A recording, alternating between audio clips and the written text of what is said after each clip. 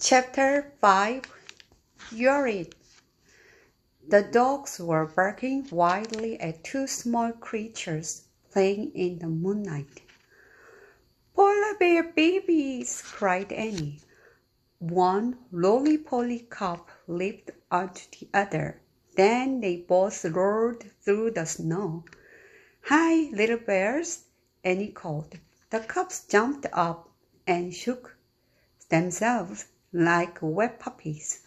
Then they scampered toward Annie, who rushed to greet them. "Hi, hi, hi!" she called. "Wait!" shouted Jack. "Where's their mother?" He looked around for the mother bear, but she was nowhere in sight. Maybe they're orphans, he thought. Jack looked back at Annie. She was wrestling with the little bears in the snow. She was laughing so hard that she couldn't stand. Jack started laughing too. He carefully put the bear masks into his pack. Then he ran to join Annie. She was running with the cubs across the snowy tundra. One of them raced to her, tagged her, then raced away. Annie ran after the bear and tagged him back. "You're it," she said. Jack and the other cub joined in. Soon, Jack and Annie and the two cubs were all chasing each other over the moonlit snow. They ran until the two cubs fell down ahead of them. The cubs lay perfectly still. Panting, Jack and Annie stared at them. "Are they hurt?" Annie wondered out loud. Jack and Annie ran to the cubs. Then, just as they leaned down to see if they were all right, the cubs jumped up.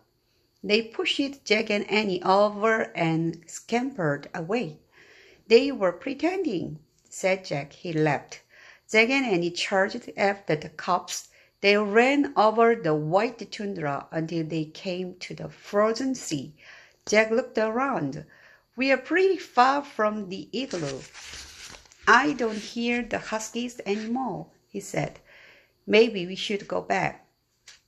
"In a minute," said Annie. "Look."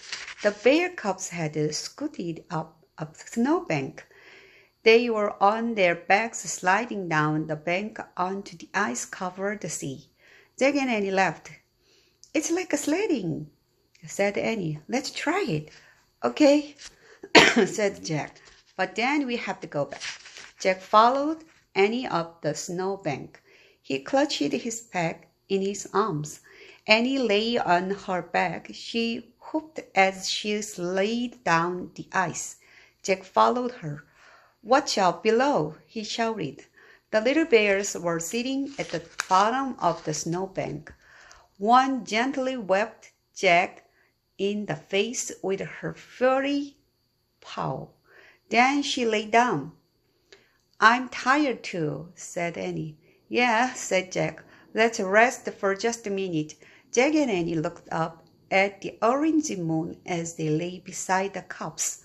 All they could hear was the wind and the soft breathing of the cubs. "That was fun," said Annie. "It was," said Jack. "But we'd better head back to the igloo.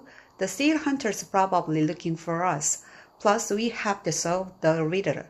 Jack rolled onto his side and tried to stand. Crack! "Uh-oh," he said. He went back down onto his knees. "I think we're on thin ice." "What do you mean?"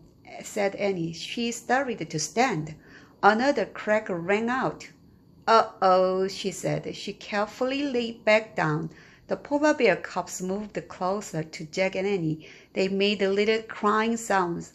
Jack wanted to cry too, but he took a deep breath. "Let's see what our book says," he said. He reached into his pack for the Arctic book. He took the masks out first and handed them to Annie. "I took these from the igloo by mistake," he said. As he started to reach for his Arctic book, he heard Crack!